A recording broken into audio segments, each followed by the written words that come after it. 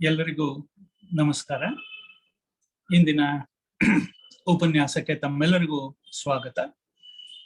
ನಿನ್ನೆ ಅಂದ್ರೆ ಶನಿವಾರ 3ನೆಯ ಶ್ಲೋಕವನ್ನ ಕುರಿತು ಕೆಲವು ವಿಚಾರಗಳನ್ನ ತಿಳಿದುಕೊಂಡ್ವಿ.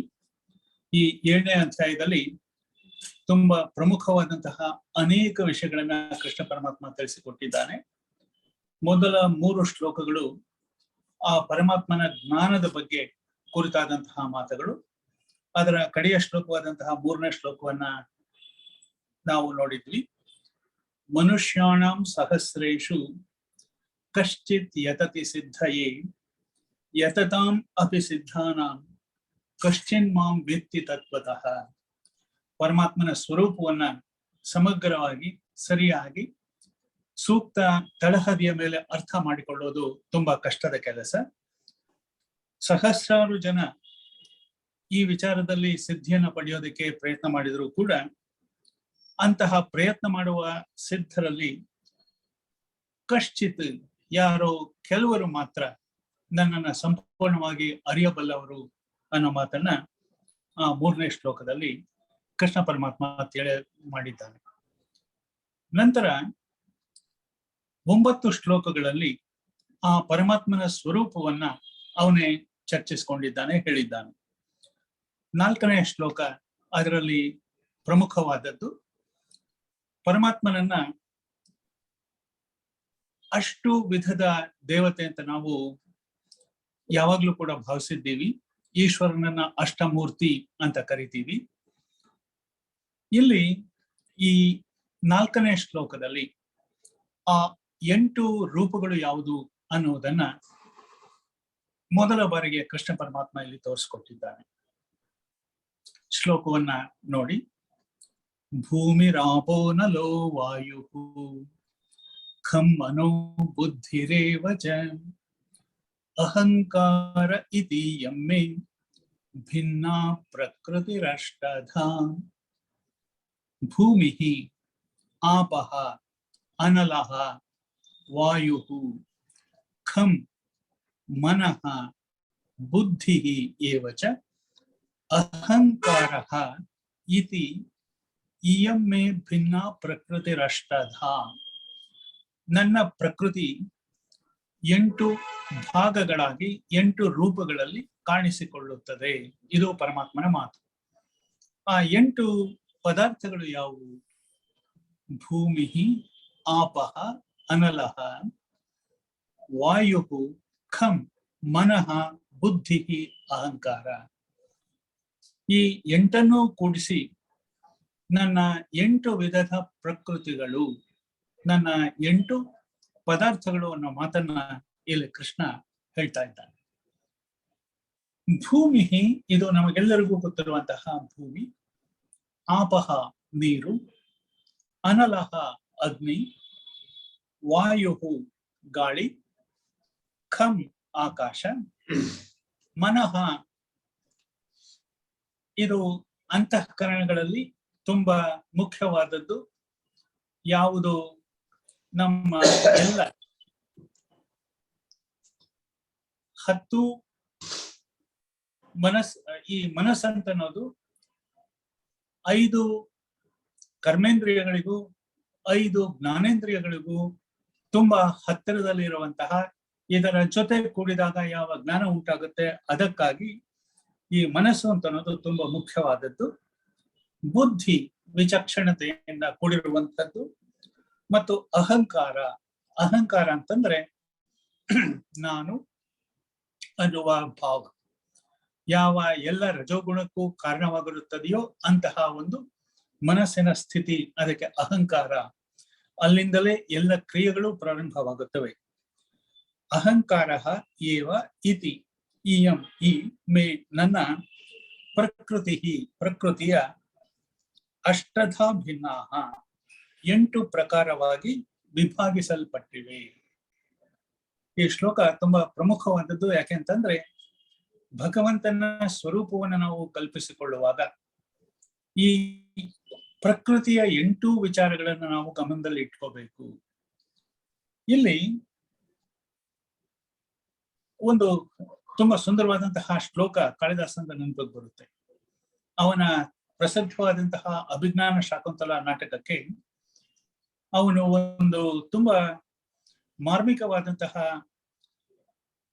ಪ್ರಾರ್ಥನಾ ಶ್ಲೋಕವನ್ನ ನಾಂದಿಯಾಗಿ ಕೊಟ್ಟಿದ್ದಾನೆ. ಆ ಶ್ಲೋಕದಲ್ಲಿ ಇದೇ 8 ವಿಚಾರಗಳನ್ನ ತುಂಬಾ ಸ್ಪಷ್ಟವಾಗಿ ಮೂಡಿಸಿದ್ದಾನೆ. ಆದ್ರೆ ಕೆಲವು ವಿಚಾರಗಳಲ್ಲಿ ಅವನು ಸ್ವಲ್ಪ ಬದಲಾವಣೆ ಮಾಡಿಕೊಂಡಿದ್ದಾನೆ ಅಂತ ಕಾಣಿಸುತ್ತೆ. ಆ ಒಂದು ಶ್ಲೋಕ ಯಾಕೆ ನಮ್ಗೆ ಮುಖ್ಯವಾಗುತ್ತೆ ಅಂತಂದ್ರೆ, ತುಂಬಾ ಅನಾದಿ ಕಾಲದಿಂದಲೂ ಪರಮಾತ್ಮನನ್ನ ಹೀಗೆ ಈ 8 ರೂಪಗಳಿಂದ ವರ್ಣಿಸಿರೋದನ್ನ ನಾವು ಕಾಣ್ತೀವಿ. ಭಕ್ತಿ ಭಾವದಿಂದ ಈ 8 ಪ್ರಕೃತಿಗಳನ್ನ ಸೇರಿಸಿ ಅವನನ್ನ, ಈಶ್ವರನನ್ನ ಅಷ್ಟಮೂರ್ತಿ ಅಂದ್ರೆ 8 ವಿಭಾಗಗಳಿಂದ ಕೂಡಿರುವ ಒಂದು ಮೂರ್ತ ಸ್ವರೂಪ ಅನ್ನೋ ಮಾತನ್ನ ಇಲ್ಲಿ ನೆನಪಿಸ್ಕೊಳ್ತಾ ಇದ್ದೀವಿ. ಅಭಿಜ್ಞಾನ ಶಾಕುಂತಲದ ಆ ನಾಂದಿ ಶ್ಲೋಕ ತುಂಬಾ ಚೆನ್ನಾಗಿದೆ. ಆತ ನೋಡಿ ಎಷ್ಟು ಕಾವ್ಯಮಯವಾಗಿ ಇದೇ ಗುಣಗಳನ್ನ ವರ್ಣಿಸಿದ್ದಾನೆ ಅಂತ. ಯಾ ಸೃಷ್ಟಿ ಸೃಷ್ಟುರಾದ್ಯ ವಹತಿ ವಿಧಿಹುತಂ ಯಾ ಹವಿರ್ ಯಾ ಚ ಹೋತ್ರಿ ಯೇ ದ್ವೇ ಕಾಲಂ ವಿಧತ್ತಃ ಶ್ರುತಿ ವಿಷಯ ಗುಣಾಃ ಯಾ ಸ್ಥಿತಾ ವ್ಯಾಪ್ಯ ವಿಶ್ವಂ ಯಾಂ ಆಹುಹು ಸರ್ವ ಬೀಜ ಪ್ರಕೃತಿರಿತಿ ಯಯಾ ಪ್ರಾಣಿನಃ ಪ್ರಾಣವಂತಃ ಪ್ರತ್ಯಕ್ಷಾಭಿಃ ಪ್ರಪನ್ನಃ ತನುಭಿರವತು ವಹ ತಾಭಿರಷ್ಟಾಭಿರೀಶಃ. ಆ ಈಶ್ವರ ತನ್ನ 8 ವಿಧದ ಅಷ್ಟಮೂರ್ತಿ ಅಂತ ಅನ್ನಿಸಿಕೊಂಡಿದ್ದಾನೆ. ಅವನು ನಮ್ಮನ್ನ ಸಂರಕ್ಷಿಸಲಿ ಅಂತ ಆ ನಾಂದಿ ಶ್ಲೋಕದಲ್ಲಿ ಕಾಳಿದಾಸ ಹೇಳ್ತಾನೆ. ಅಲ್ಲಿ ಅವನು ಕೂಡ ಈ 8 ವಿಧದ ವಿಚಾರಗಳನ್ನ ಹೇಳ್ತಾನೆ. ಯಾ ಸೃಷ್ಟಿ ಸೃಷ್ಟುರಾದ್ಯ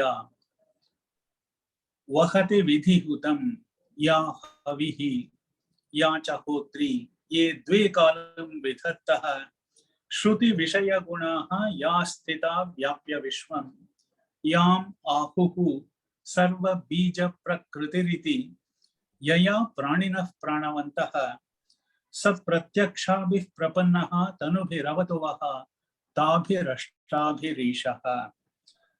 ಇಲ್ಲಿ ಪೃಥ್ವಿ ಇತ್ಯಾದಿ ಪಂಚಭೂತಗಳ ಬಗ್ಗೆ ಹೇಳ್ತಾ, ಈ 5 ಭೂತಗಳು ಕೂಡ ಇಲ್ಲಿ ಅವುಗಳ ಸೂಕ್ಷ್ಮ ಸ್ವರೂಪದಲ್ಲಿ ಹೇಳಿದ್ದಾರೆ. ಆ ಭೂತ ಸ್ವರೂಪವನ್ನಲ್ಲ ಅಂತ ನಾವು ಭಾವಿಸ್ಕೋಬೇಕಾಗತ್ತೆ. ಇಲ್ಲ ಅಂತಂದ್ರೆ ನಮಗೆ ಅದರ ಅರ್ಥ ಸರಿಯಾಗಿ ಆಗೋದು ಕಷ್ಟ. ಇಲ್ಲಿ ಭೂಮಿರಾಪೋ ನಲೋ ವಾಯು ಖಂ ಮನೋ ಬುದ್ಧಿರೇವಚ ಅಹಂಕಾರ ಇತೀಯಮ್ಮೆ ಭಿನ್ನ ಪ್ರಕೃತಿರಷ್ಟದ. ಇಲ್ಲಿ ಪಂಚಭೂತಗಳನ್ನ ಮೊದಲು ಸ್ಮರಿಸಿದ್ದಾನೆ.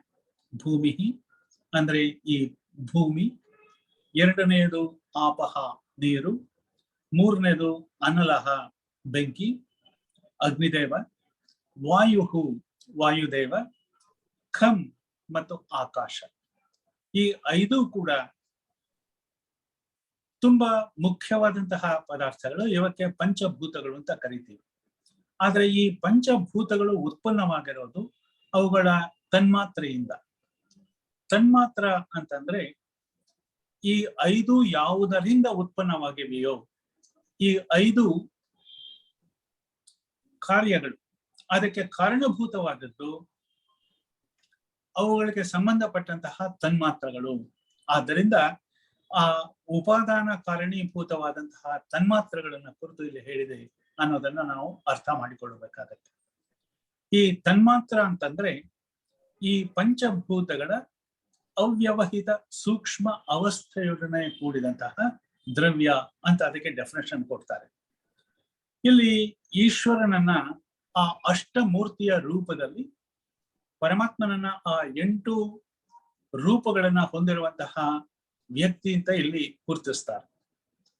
ಇಲ್ಲಿ ತುಂಬಾ ಮುಖ್ಯವಾಗಿ ನಾವು ತಿಳ್ಕೊಬೇಕಾದಂತಹ ಮಾತು ಅಂತಂದ್ರೆ, ಪರಮಾತ್ಮ ಮತ್ತು ಈ 5 ಪಂಚಭೂತಗಳ ಸೂಕ್ಷ್ಮ ಸ್ಥಿತಿ ಯಾವುದಿರುತ್ತೆ, ತನ್ಮಾತ್ರ ಸ್ಥಿತಿ, ಅವುಗಳು ಮತ್ತು ಅಂತಃಕರಣ, ಇವೆರಡನ್ನೂ ಸೇರಿಸಿ ಈ ಶ್ಲೋಕದಲ್ಲಿ ನಿರೂಪಿಸಲಾಗಿದೆ.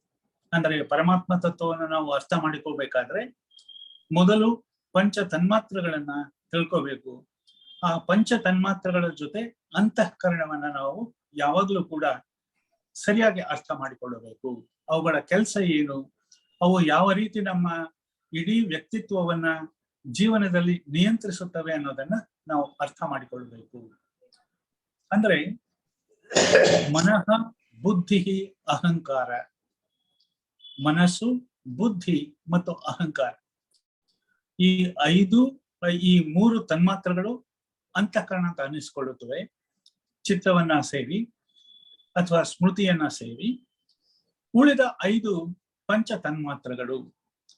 ಈ ಪಂಚ ತನ್ಮಾತ್ರಗಳು ಮತ್ತೆ ಅವುಗಳ ವ್ಯಕ್ತ ಸ್ವರೂಪವಾದಂತಹ ಪಂಚಭೂತಗಳು ಒಂದಕ್ಕೊಂದು ತುಂಬಾ ಸಂಬಂಧಿತವಾಗಿವೆ.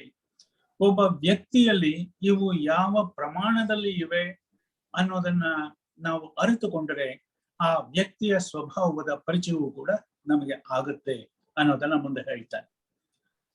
ಇಲ್ಲಿ ಮನಸ್ಸು ಅನ್ನೋ ಶಬ್ದ ಆ ಮನಸ್ಸಿಗೆ ಕಾರಣವಾದ ಅಹಂಕಾರವನ್ನ, ಬುದ್ಧಿ ಅನ್ನೋದು ಅಹಂಕಾರಕ್ಕೆ ಕಾರಣವಾದ ಮಹತ್ತತ್ವವನ್ನ, ಅಹಂಕಾರ ಅನ್ನೋದು ಅವಿದ್ಯೆಯಿಂದ ಕೂಡಿದ ಅವ್ಯಕ್ತವನ್ನ ಹೇಳುತ್ತೆ. ಈ ಮೂರೂ ವಿಚಾರಗಳನ್ನ ನಾವು ಸರಿಯಾಗಿ ಅರ್ಥ ಮಾಡಿಕೊಳ್ಳಬೇಕಾಗತ್ತೆ. ಮನಸ್ಸು ಇದೊಂದು ಇಂದ್ರಿಯ, ಇದು ಎರಡೂ ಆಗಬಹುದು. ಅಂದ್ರೆ ಬುದ್ಧೀಂದ್ರಿಯವೂ ಆಗಬಹುದು ಅಥವಾ ಜ್ಞಾನೇಂದ್ರಿಯವೂ ಆಗಬಹುದು, ಕರ್ಮೇಂದ್ರಿಯವೂ ಆಗಬಹುದು. ಇದು ಮನಸ್ಸಿನ ಒಂದು ಡೆಫಿನೇಷನ್. ಯಾವಾಗ ನಾವು ಒಂದು ವಿಷಯದಲ್ಲಿ ನಮ್ಮ ಮನಸ್ಸನ್ನ ನೆಟ್ಟಾಗ ಅದರ ಅನುಭವ ನಮಗೆ ಉಂಟಾಗುತ್ತೆ. ಅಂದ್ರೆ ನಾವು ಮನಸ್ಸು ಕೊಡದೇ ಇದ್ರೆ ಬರೀ ಆ ಇಂದ್ರಿಯವೇ ಕೆಲಸವನ್ನ ಮಾಡೋದಕ್ಕೆ ಸಾಧ್ಯ ಇಲ್ಲ, ಅದು ಅರ್ಥ ಮಾಡ್ಕೊಳ್ಳೋದಕ್ಕೆ ಸಾಧ್ಯ ಇಲ್ಲ. ನಾವು ನೋಡ್ತಾ ಇರ್ಬೋದು, ಆದ್ರೆ ನೋಡುವಾಗ ನಮ್ಮ ಮನಸ್ಸು ಅದರಲ್ಲಿ ಸೇರಿಕೊಳ್ಳದೆ ಇದ್ರೆ ಅದು ಬರೀ ನೋಟ ಆಗುತ್ತೆ ಹೊರತು ಅದು ನಮ್ಮ ಅನುಭವ ಆಗೋದಿಲ್ಲ. ಆದ್ರಿಂದ ಮನಸ್ಸು ತುಂಬಾ ಮುಖ್ಯವಾದಂತಹ ಒಂದು ಪಾತ್ರವನ್ನ ಒಬ್ಬ ಮನುಷ್ಯನ ಜೀವನದಲ್ಲಿ ನಿರ್ವಹಿಸುತ್ತೆ. ಬುದ್ಧಿ ಅದಕ್ಕಿಂತ ಸ್ವಲ್ಪ ಉನ್ನತ ಮಟ್ಟದ್ದು. ಅಂದ್ರೆ ಬುದ್ಧಿ ಅದು ವಿಚಕ್ಷಣೆಯಿಂದ ಕೂಡಿದ್ದು, ಪೂರ್ವಾಪರಗಳನ್ನ ನಿರ್ಧಾರ ಮಾಡಿ ಇದು ಸರಿಯೋ ಇದು ತಪ್ಪೋ ಅನ್ನುವ ನಿರ್ಧಾರವನ್ನ ಮಾಡೋದು ಬುದ್ಧಿ. ಮೂರನೇದು ತುಂಬಾ ಮುಖ್ಯವಾದದ್ದು ಅಹಂಕಾರ. ಅಹಂಕಾರ ಅಂತಂದ್ರೆ ನಾವು ಇಲ್ಲಿ ಅರಗೆನ್ಸ್ ಅಂತ ಅರ್ಥದಲ್ಲಿ ಆ ಪದದ ಬಳಕೆ ಇಲ್ಲ. ಅಹಂಕಾರ ಅಂತಂದ್ರೆ ನಾನು ಮಾಡುವ ಕೆಲಸಗಳು ನಾನು, ಅಂದ್ರೆ ಎಲ್ಲ ಕ್ರಿಯೆಗಳಿಗೂ ಕಾರಣೀಭೂತವಾದಂತಹ ಒಂದು ಚಿಂತನ ಕ್ರಮ, ಅದಕ್ಕೆ ಅಹಂಕಾರ ಅಂತ ಇಲ್ಲಿ ಕರಿತೀವಿ. ಇಲ್ಲಿ ಅಹಂಕಾರ ಅಂತಂದ್ರೆ ಯಾರಿಂದ ಕೆಲಸಗಳು ನಡೆಯಲ್ಪಡುತ್ತವೆಯೋ, ಯಾರು ಕ್ರಿಯಾತ್ಮಕವಾಗಿ ಎಲ್ಲ ವಿಚಾರಗಳನ್ನ ನಿಷ್ಕರ್ಷೆ ಮಾಡಿದ ನಂತರ ಅವುಗಳನ್ನ ಮಾಡ್ತಾನೆಯೋ ಆ ಒಂದು ತತ್ವಕ್ಕೆ ಅಹಂಕಾರ ತತ್ವ ಅಂತ ಕರೀತಾರೆ. ಇದು ಮನಸ್ಸಿನ ಅಂದ್ರೆ ಅಂತಃಕರಣದ ಒಂದು ಭಾಗ. ಅಂತಃಕರಣ ಅಂತಂದ್ರೆ ಈ 4 ಸಾಮಾನ್ಯವಾಗಿ ಅಲ್ಲಿ ಇರಲೇಬೇಕು. ಸ್ಮೃತಿ ಅಂತಂದ್ರೆ ನಾವು ಹಿಂದೆ ಮಾಡಿದ ಕೆಲಸಗಳನ್ನ ನೆನಪಿನಲ್ಲಿ ಇಟ್ಟುಕೊಳ್ಳೋದು, ಯಾವುದು ಮಾಡಬೇಕಿತ್ತು ಯಾವುದು ಮಾಡಬಾರದಿತ್ತು ಅನ್ನೋ ವಿಚಾರಗಳು ನಮ್ಮ ನೆನಪಿನಲ್ಲಿ ಉಳಿಯುತ್ತವೆಲ್ಲ, ಅದಕ್ಕೆ ಸ್ಮೃತಿ ಅಂತ ಕರಿತೀವಿ ಅಥವಾ ಚಿತ್ತ ಅಂತ ಕರಿತೀವಿ. ಈ ಮೂರೂ ಕೂಡ ಅಂದ್ರೆ ಮನಸ್ಸು ಅಂತ ಅನ್ನೋದು ಇದು ಕರ್ಮೇಂದ್ರಿಯವೂ ಹೌದು, ಜ್ಞಾನೇಂದ್ರಿಯವೂ ಹೌದು, ಇಂಡಿಪೆಂಡೆಂಟ್ ಆಗಿರುವಂತಹ ಒಂದು ವಸ್ತುವೂ ಹೌದು, ಅದಕ್ಕೆ ಮನಸ್ಸು ಅಂತ ಕರಿತೀವಿ. ಬುದ್ಧಿ ಬೇರೆ ಬೇರೆ ನಿರ್ಧಾರಗಳನ್ನ ತೆಗೆದುಕೊಳ್ಳುವಂತಹ ಒಂದು ಸ್ಥಿತಿ. ಅದಕ್ಕೂ ಹೆಚ್ಚಿನದು ಅಹಂಕಾರ ಅಂದ್ರೆ ತನ್ನತನ, ಅಹಮಿಕೆ, ನಾನು ಅನ್ನುವ ಒಂದು ಭಾವ. ಯಾರು ಎಲ್ಲ ಕ್ರಿಯೆಗಳಿಗೂ ಪೂರ್ಣ ಹೊಣೆಯನ್ನ ಹೊರತಾನೆಯೋ ಅಂತಹ ಒಂದು ತತ್ವ, ಅದಕ್ಕೆ ಅಹಂಕಾರ ಅಂತ ಕರೀತಾರೆ. ಈ 8 ಸೇರಿ ಪರಮಾತ್ಮನ ದಿವ್ಯವಾದಂತಹ ಪ್ರಕೃತಿ ಸ್ವಭಾವ ಅನ್ನೋದನ್ನ ಇಲ್ಲಿ ನಾವು ಕಾಣ್ತೀವಿ. ತುಂಬಾ ಸುಂದರವಾದಂತಹ ಒಂದು ಶ್ಲೋಕ. ಇದರಲ್ಲಿ ನಮ್ಗೆ ಅರ್ಥ ಆಗೋದೇನು ಅಂತಂದ್ರೆ ಇವೆಲ್ಲವೂ ಪ್ರಾಯಶಃ ಪರಾಶಕ್ತಿ ಅಂತ ನಾವು ಯಾವುದನ್ನ ಕರಿತೀವಿ, ಪರಾಸ್ವರೂಪ, ಅದನ್ನ ಇಲ್ಲಿ ನಾವು ಕಾಣ್ತಾ ಇದ್ದೀವಿ. ಇಲ್ಲಿ ಭೂಮಿ, ಆಪಃ, ಅನಲಃ, ವಾಯು, ಮನಃ, ಬುದ್ಧಿ, ಅಹಂಕಾರ. ಇವುಗಳಲ್ಲಿ 5 ಪಂಚಭೂತಗಳ ಮೂಲ ರೂಪಗಳು. ಅಂದರೆ ತನ್ಮಾತ್ರಗಳು ಸೂಕ್ಷ್ಮ ರೂಪದಲ್ಲಿರುತ್ತವೆ, ಅವ್ಯಕ್ತವಾಗಿರುತ್ತವೆ, ಅವು ಕಣ್ಣಿಗೆ ಕಾಣಿಸೋದಿಲ್ಲ. ಅವು ವ್ಯಕ್ತವಾದಾಗ ಅವು ಮಹಾಭೂತಗಳಾಗಿ ಪರಿವರ್ತನೆ ಹೊಂದುತ್ತವೆ. ಜೊತೆಗೆ ಅಂತಃಕರಣ. ಅಂತಃಕರಣ ಅಂತಂದ್ರೆ ಮನಸ್ಸು, ಬುದ್ಧಿ ಮತ್ತು ಅಹಂಕಾರ ಇವೆಲ್ಲಕ್ಕೂ ಒಂದೇ ಪದ ಅಂತಃಕರಣ ಅಂತ. ಈ 8 ಸ್ವರೂಪವನ್ನ ಪರಮಾತ್ಮ ಹೊಂದಿದ್ದಾನೆ. ತುಂಬಾ ಸುಂದರವಾದಂತಹ ಶ್ಲೋಕ. ಮುಂದಿನ ಶ್ಲೋಕ 5ನೇ ಶ್ಲೋಕದಲ್ಲಿ ಇದರ ವಿಭಿನ್ನ ರೂಪವಾದಂತಹ ಅಪರ ಪ್ರಕೃತಿ ಅದನ್ನ ಕುರಿತು ಪರಮಾತ್ಮ ವಿವೇಚನೆ ನಡೆಸ್ತಾನೆ.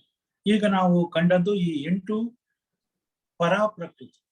ಪ್ರಕೃತಿ ಅಂತಂದ್ರೆ ನೇಚರ್, ಪ್ರೈಮಾರ್ಡಿಯಲ್ ನೇಚರ್, ಯಾವುದರ ಕಾರಣದಿಂದ ಇಡೀ ಜಗತ್ತು ಉತ್ಪನ್ನವಾಗಿರುತ್ತದೆಯೋ ಅಂತಹ ಒಂದು ಮಹತ್ತರವಾದಂತಹ ಪದಾರ್ಥ, ಅವುಗಳ ಸಂಘಾತ.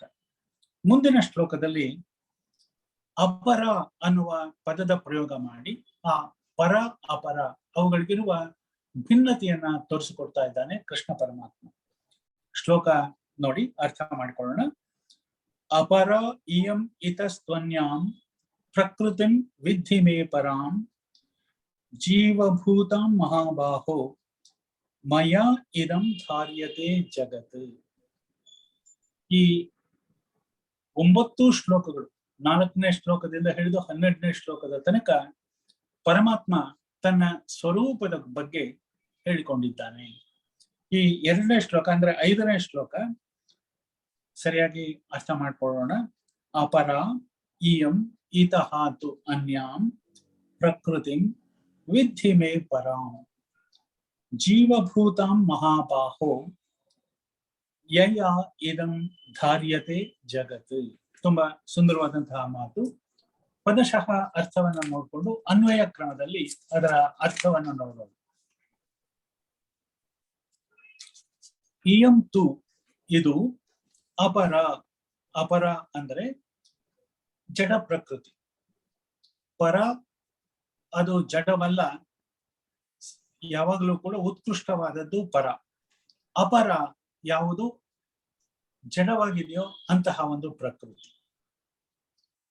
ಮಹಾಬಾಹೋ ಎಲೈ ಅರ್ಜುನ, ಇತಃ ಇದಕ್ಕಿಂತ, ಅನ್ಯಾಂ ಬೇರೆಯಾದುದನ್ನ, ಮೇ ನನ್ನ, ಜೀವಭೂತಾಂ ಜೀವರೂಪಿಯಾದಂತಹ, ಯಾವುದು ಸಚೇತನವಾಗಿರುತ್ತದೆಯೋ, ಯಾವುದರಲ್ಲಿ ಚೈತನ್ಯ ಇರುತ್ತದೆಯೋ, ಯಾವುದರಲ್ಲಿ ಸ್ಪಂದ ಇರುತ್ತದೆಯೋ ಅದಕ್ಕಿಂತ ಭಿನ್ನವಾದದ್ದು ಪರಾಂ. ಪರ ಅರ್ಥಾತ್ ಚೇತನ ರೂಪಿಯಾದಂತಹ ಪ್ರಕೃತಿಯನ್ನ ವಿದ್ಧಿ ತಿಳಿದುಕೋ. ಯಯ ಯಾವುದರಿಂದ, ಇದಂ ಜಗತ್ ಧಾರ್ಯತೆ ಈ ಇಡೀ ಜಗತ್ತು ಧರಿಸಲ್ಪಟ್ಟಿರುತ್ತದೆ, ಅಂತಹ ಪ್ರಕೃತಿಯನ್ನ ನೀನು ನೋಡು. ಈಯಂತೂ ಅಪರ. ನಾವು ಈಗ ಹೇಳಿದಂತಹ 8 ರೂಪದ ಪರಮಾತ್ಮ ಆತ ಅಪರ ಅಂದರೆ ಜಡ ಪ್ರಕೃತಿ. ಅದನ್ನ ಬಿಟ್ಟು ಅದಕ್ಕಿಂತ ಹೆಚ್ಚಾದದ್ದು ಜೀವಭೂತಾಂ ಪರಾಂ ಪ್ರಕೃತಿ ಯಯ ಇದಂ ಜಗತ್ ಧಾರ್ಯತೆ, ಯಾವುದರಿಂದ ಈ ಜಗತ್ತು ಎತ್ತಿ ಹಿಡಿಯಲ್ಪಟ್ಟಿದೆಯೋ ಅಂತಹ ಪರಾ ಪ್ರಕೃತಿಯನ್ನ ಕುರಿತು ತಿಳಿದುಕೊಳ್ಳೋಣ. ತುಂಬಾ ಮಾರ್ಮಿಕವಾದಂತಹ ಮಾತು. ಯಾಕೆಂತಂದ್ರೆ ಹಿಂದಿನ ಶ್ಲೋಕದಲ್ಲಿ 4ನೇ ಶ್ಲೋಕದಲ್ಲಿ ಅಪರ ಪ್ರಕೃತಿಯ ಬಗ್ಗೆ ಹೇಳಿಬಿಟ್ಟು ಈ ಶ್ಲೋಕದಲ್ಲಿ ಪರಾ ಪ್ರಕೃತಿಯ ವಿಷಯವನ್ನ ಹೇಳ್ತೇನೆ ಅಂತ ಹೇಳ್ತಾ ಇದ್ದಾನೆ. ಈ ಅಪರ ಪ್ರಕೃತಿ 8 ವಿಧವಾದದ್ದು. ಪರಾ ಪ್ರಕೃತಿ ಇದು ಕೂಡ ಆ ಪರಮ ಪುರುಷನಿಗೆ ಸೇರಿದ್ದು. ಇವುಗಳಲ್ಲಿ ಪರಾ ಪ್ರಕೃತಿ ಜೀವಭೂತವಾದದ್ದು, ಚೈತನ್ಯ ರೂಪಿಯಾದದ್ದು. ಇಲ್ಲಿ ಅಪರಾ ಪ್ರಕೃತಿಯ ಜೊತೆಯಲ್ಲಿ ಪರಾ ಪ್ರಕೃತಿ ಸೇರಿಕೊಳ್ಳದೆ ಇದ್ರೆ ಪ್ರಪಂಚ ಇರೋದಿಲ್ಲ. ಅಂದ್ರೆ ಇಲ್ಲಿ ಪಂಚ ತನ್ಮಾತ್ರಗಳು ಅಂತ ನಾವು ಯಾವುದನ್ನ ಕರೆದ್ವಿ, ಈ ಪಂಚ ತನ್ಮಾತ್ರಗಳಲ್ಲಿ ಪ್ರತಿಯೊಂದರಲ್ಲಿಯೂ ಜೀವ ಇರಬೇಕಾಗುತ್ತೆ. ಅದಕ್ಕೆ ಜೀವ ಇದ್ದಾಗ ಅದಕ್ಕೆ ಪರಾ ಪ್ರಕೃತಿ ಅಂತ ಕರಿತೀವಿ. ಜೀವ ಇಲ್ಲದೆ ಇದ್ದಾಗ ಅದು ಅಪರಾ ಪ್ರಕೃತಿ ಆಗುತ್ತೆ. ಆ ಮಾತನ್ನ ಇಲ್ಲಿ ಛಾಂದೋಗ್ಯೋಪನಿಷತ್ನಲ್ಲಿ ಬರುವ ಒಂದು ಮಾತಿನ ಮೂಲಕ ನಾವು ಅರ್ಥ ಮಾಡಿಕೊಳ್ಬೇಕಾಗತ್ತೆ. ಅನೇನ ಜೀವೇನ ಆತ್ಮನ ಅನುಪ್ರವಿಶ್ಯ ನಾಮ ರೂಪೇ ವ್ಯಾಕರವಾಣಿ. ಇದು ಛಾಂದೋಗ್ಯೋಪನಿಷತ್ತಿನ ಒಂದು ಮಂತ್ರ. ತೇಜಸ್ಸು, ನೀರು, ಪೃಥ್ವಿ ಇವುಗಳಿಗೆ ಕಾರಣವಾದಂತಹ ಬ್ರಹ್ಮ ಹೀಗೆ ಆಲೋಚನೆ ಮಾಡ್ತಂತೆ. ಈ ಜೀವಾತ್ಮನ ಮೂಲಕ ಒಳಹಕ್ಕು ಈ 8 ವಿಧವಾಗಿರುವ ಅಪರ ಪ್ರಕೃತಿಯ ಜೊತೆ ಸೇರ್ಕೊಂಡು ನಾಮ ರೂಪಗಳಾಗಿ ವಿಂಗಡಣೆ ಆಗ್ತೀವಿ ಅನ್ನೋ ಮಾತನ್ನ ಅಲ್ಲಿ ಛಾಂದೋಗ್ಯೋಪನಿಷತ್ತಿನ ಮಂತ್ರದಲ್ಲಿ ನಾವು ಕಾಣ್ತೀವಿ. ಅದೇ ಒಂದು ಮಂತ್ರವನ್ನ ಇಲ್ಲಿ ಈ ಶ್ಲೋಕದಲ್ಲಿ ಕೃಷ್ಣ ಪರಮಾತ್ಮ ಬಳಸಿಕೊಂಡಿದ್ದಾನೆ. ಅಪರೇಯಮಿತಸ್ತ್ವನ್ಯಾಂ ಪ್ರಕೃತಿಂ ವಿದ್ಧಿ ಮೇ ಪರಾಂ ಜೀವಭೂತಾಂ ಮಹಾಬಾಹೋ ಯಯೇದಂ ಧಾರ್ಯತೆ ಜಗತ್. ಆ ಜೀವದಿಂದ, ಅದರಲ್ಲಿರುವ ಜೀವದ ಕಾರಣದಿಂದಾಗಿ ಈ ಇಡೀ ಜಗತ್ತು ಇವತ್ತು ಹೀಗಿದೆ. ಆ ಜೀವ ಇಲ್ಲದೆ ಇದ್ರೆ ಇದು ಸಂಪೂರ್ಣವಾಗಿ ನಿರ್ಜೀವವಾಗಿ ನಿಶ್ಚೇಷ್ಟಿತವಾಗಿ ಮಲಗಿ ಬಿಡ್ತಾ ಇತ್ತು. ಅಂದ್ರೆ ಈ ಪರಾಪ್ರಕೃತಿಯನ್ನ ಮುಖ್ಯವಾಗಿ ಜೀವಭೂತಾಂ ಅನ್ನುವ ಮಾತಿನಿಂದ ಸೂಚಿಸುತ್ತಿದೆ. ಅಂದ್ರೆ ಕೇವಲ ತನ್ಮಾತ್ರಗಳು ಈ ಪ್ರಾಣ ಇಲ್ಲದೆ ಇದ್ದ ಪಕ್ಷದಲ್ಲಿ ಪ್ರಯೋಜನವಾಗೋದಿಲ್ಲ. ಆದ್ದರಿಂದ ಆ ಅಪರ ಪ್ರಕೃತಿ ಮತ್ತು ಪರಾಪ್ರಕೃತಿ ಇವೆರಡೂ ಕೂಡಿಕೊಂಡು ಇದ್ದಾಗ ಮಾತ್ರ ಈ ಒಂದು ಪ್ರಪಂಚ ಸರಿಯಾಗಿ ಇರುತ್ತೆ ಅನ್ನೋ ಮಾತನ್ನ ಇಲ್ಲಿ ಹೇಳ್ತಾರೆ. ಹಾಗೆ ಮುಂಡಕೋಪನಿಷತ್ನಲ್ಲಿಯೂ ಕೂಡ ಇದೇ ವಿಚಾರವಾಗಿ ಒಂದು ಮಾತು ಬರುತ್ತೆ, ಇನ್ನೊಂದು ಮಂತ್ರ. ಏತಸ್ಮಾತ್ ಜಾಯತೆ ಪ್ರಾಣಃ ಮನಃ ಸರ್ವ ಇಂದ್ರಿಯಾಣಿ ಚ ಖಂ ವಾಯುಃ ಜ್ಯೋತಿಃ ಆಪಃ ಪೃಥಿವೀ ವಿಶ್ವಸ್ಯ ಧಾರಿಣಿ. ಇದು ಕೂಡ ಒಂದು ಉಪನಿಷತ್ ಮಂತ್ರ. ಅದನ್ನ ಈ ಶ್ಲೋಕದಲ್ಲಿ ನಾವು ಬೇರೆ ರೂಪದಲ್ಲಿ ಕಾಣ್ತಾ ಇದ್ದೀವಿ. ಏತಸ್ಮಾತ್ ಜಾಯತೆ ಪ್ರಾಣಃ, ಆ ಪರಮಾತ್ಮನಿಂದಲೇ ಈ ಪ್ರಾಣ ಕೂಡ ಉಂಟಾಗುತ್ತೆ, ಪ್ರಕೃತಿ ಹುಟ್ಟುತ್ತೆ, ಎಲ್ಲಕ್ಕೂ ಭಗವಂತನೇ ಕಾರಣ ಅನ್ನೋ ವಿಚಾರವನ್ನ ಆ ಉಪನಿಷತ್ ಮಂತ್ರವು ಕೂಡ ಹೇಳುತ್ತೆ. ಏತಸ್ಮಾತ್ ಜಾಯತೆ ಪ್ರಾಣು ಮನಃ ಸರ್ವ ಇಂದ್ರಿಯಾಣಿ ಚ ಖಂ ವಾಯುಃ ಜ್ಯೋತಿರಾಪಃ ಪೃಥಿವೀ ವಿಶ್ವಸ್ಯ ಧಾರಿಣಿ. ಅದಕ್ಕೆ ಮತ್ತೆ ಮತ್ತೆ ನಾವು ಈ ಮಾತನ್ನ ನೆನಪಿಸ್ಕೊಳ್ಬೇಕಾಗತ್ತೆ. ಭಗವದ್ಗೀತೆಯಲ್ಲಿ ಕಂಡು ಬರುವಂತಹ ಅನೇಕ ವೇದಾಂತ ವಿಚಾರಗಳು ಉಪನಿಷತ್ತುಗಳಿಂದ ತುಂಬಾ ಪ್ರಭಾವಿತವಾಗಿವೆ. ಅನೇಕ ಕಡೆಗಳಲ್ಲಿ ಆ ಉಪನಿಷತ್ತುಗಳಲ್ಲಿ ಬರುವಂತಹ ಮಂತ್ರಗಳನ್ನ ಅದೇ ರೀತಿಯಲ್ಲಿ ಕೃಷ್ಣ ಪರಮಾತ್ಮ ಉಪಯೋಗಿಸಿದ್ದಾನೆ. ಇದು ಪುನರುಕ್ತಿ ದೋಷ ಅಲ್ಲ, ವಿಚಾರದಲ್ಲಿ ಯಾವುದೇ ವಿಭಿನ್ನತೆ ಇಲ್ಲ ಅನ್ನೋ ಕಾರಣದಿಂದ ಅದನ್ನ ಹಾಗೆ ಉಪಯೋಗಿಸಿಕೊಂಡಿದ್ದಾರೆ. ತುಂಬಾ ಸುಂದರವಾದಂತಹ ಶ್ಲೋಕ. ಅಪರ ಇಯಂ ಇತಸ್ತ್ವನ್ಯಾಂ ಪ್ರಕೃತಿಂ ವಿದ್ಧಿ ಮೇ ಪರಾಂ ಜೀವಭೂತಾಂ ಮಹಾಬಾಹೋ ಯಯಾ ಇದಂ ಧಾರ್ಯತೆ ಜಗತ್. ಇಯಂ ಇದಾದರೂ ಅಪರ ಅಂದರೆ ಜಗತ್ ಪ್ರಕೃತಿಯಾಗಿದೆ. ಮಹಾಬಾಹೋ ಎಲೈ ಅರ್ಜುನ. ಅಂದ್ರೆ ಹಿಂದಿನ ಶ್ಲೋಕದಲ್ಲಿ ಹೇಳಿದ್ದಂತಹ ಮಾತು 4ನೇ ಶ್ಲೋಕದಲ್ಲಿ ಹೇಳಿದ್ದು ಅಪರ ಪ್ರಕೃತಿ. ನನ್ನ 8 ರೂಪಗಳು ಅಪರ ಪ್ರಕೃತಿ. ಈಗ ಇದಕ್ಕಿಂತ ಬೇರೆಯಾದದ್ದು ಇತಃ ಅನ್ಯಾಂ ಮೇ ಜೀವಭೂತಾಂ, ಜೀವರೂಪಿಯಾದಂತಹ, ಜೀವವನ್ನ ಹೊಂದಿರುವಂತಹ, ಪರಿಸ್ಪಂದವನ್ನ ಹೊಂದಿರುವಂತಹ, ಪರಾಂ ಚೇತನ ರೂಪಿಯಾದಂತಹ ಪ್ರಕೃತಿಯನ್ನ ವಿದ್ಧಿ ತಿಳಿದುಕೋ. ಯಯ ಇದರಿಂದ ಜಗತ್ ಧಾರ್ಯತೆ, ಇಡೀ ಜಗತ್ತು ಸ್ಥಾಪಿತವಾಗಿದೆ, ನಿಂತಿದೆ. ಧಾರ್ಯತೆ ಅಂತಂದ್ರೆ ಹಿಡ್ಕೊಂಡಿರೋದು. ಧೃ ಧಾತು, ಅದರಿಂದ ಬಂದಿರುವಂತದ್ದು, ದೃಢವಾಗಿ ನಿಂತಿರೋದು ಈ ಒಂದು ಚೇತನದ ಕಾರಣದಿಂದಾಗಿ. ಇದನ್ನ ನಾವು ಪರಾಪ್ರಕೃತಿ ಅಂತ ಕರಿತೀವಿ. ಆ ಪರಾಪ್ರಕೃತಿಯ ಮುಖ್ಯ ಗುಣ ಏನು ಅಂತಂದ್ರೆ ಜೀವಭೂತಾಂ, ಅದರಲ್ಲಿ ಜೀವ ಅಡಗಿದೆ, ಪರಿಸ್ಪಂದ ಅಡಗಿದೆ. ಆದ್ದರಿಂದ ಇದನ್ನ ಪರಾಪ್ರಕೃತಿ ಅಂತ ಕರಿತೀವಿ. ಆ ಅಷ್ಟ ರೂಪಗಳನ್ನ ಯಾವುದು ನಾನು ತೋರಿಸಿಕೊಟ್ಟೆ 4ನೇ ಶ್ಲೋಕದಲ್ಲಿ, ಅದು ಅಪರ ಪ್ರಕೃತಿ. ಅಪರ ಅಂದ್ರೆ ಜಡ ರೂಪದ್ದು, ಅದರಲ್ಲಿ ಚೈತನ್ಯವಿಲ್ಲ. ಪರ ಪ್ರಕೃತಿ ಚೈತನ್ಯ ಇರುವಂತಹ ಒಂದು ಪ್ರಕೃತಿ, ಅದು ಕೂಡ ಪರಮಾತ್ಮನ ಮುಖವೇ. ತುಂಬಾ ಸುಂದರವಾದಂತಹ ಶ್ಲೋಕ. ಮುಂದಿನ ಶ್ಲೋಕದಲ್ಲಿ 6ನೇ ಶ್ಲೋಕದಲ್ಲಿ ಕೃಷ್ಣ ಪರಮಾತ್ಮ ಇನ್ನು ಕೆಲವು ಮಾತುಗಳನ್ನ ತಿಳಿಸ್ಕೊಡ್ತಾನೆ. ಅವನು ಹೇಳೋ ಮುಖ್ಯವಾದಂತಹ ಮಾತು ಅಂತಂದ್ರೆ, ಈ ಎಲ್ಲ ಚರಾಚರ ವಸ್ತುಗಳಿಗೂ ಪ್ರಪಂಚದಲ್ಲಿ ಮೂಲ ಕಾರಣ ಬೀಜ ರೂಪಿಯಾದದ್ದು ಆ ಪರಮಾತ್ಮನಾದ ನಾನೇ. ಮತ್ತೆ ಅದರ ಹುಟ್ಟು ಮತ್ತು ನಾಶ ಎರಡಕ್ಕೂ ಕೂಡ ನಾನೇ ಕಾರಣ ಅನ್ನೋ ಮಾತನ್ನ ಅಲ್ಲಿ ಈ 6ನೇ ಶ್ಲೋಕದಲ್ಲಿ ತಿಳಿಸಿಕೊಡ್ತಾನೆ. ಏತದ್ಯೋನೀನಿ ಭೂತಾನಿ ಸರ್ವಾಣಿ ಇತ್ಯುಪಧಾರಯ ಅಹಂ ಕೃತ್ಸ್ನಸ್ಯ ಜಗತಃ ಪ್ರಭವಃ ಪ್ರಲಯಃ ತಥಾ. ತುಂಬಾ very assertive statement about his greatness.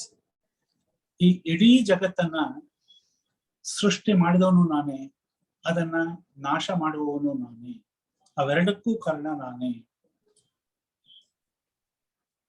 ಈ ಇಡೀ ಜಗತ್ತು ಹುಟ್ಟಿರೋದು ಈ ಪರ ಮತ್ತು ಅಪರ ಪ್ರಕೃತಿಯ ಕಾರಣದಿಂದಾಗಿ.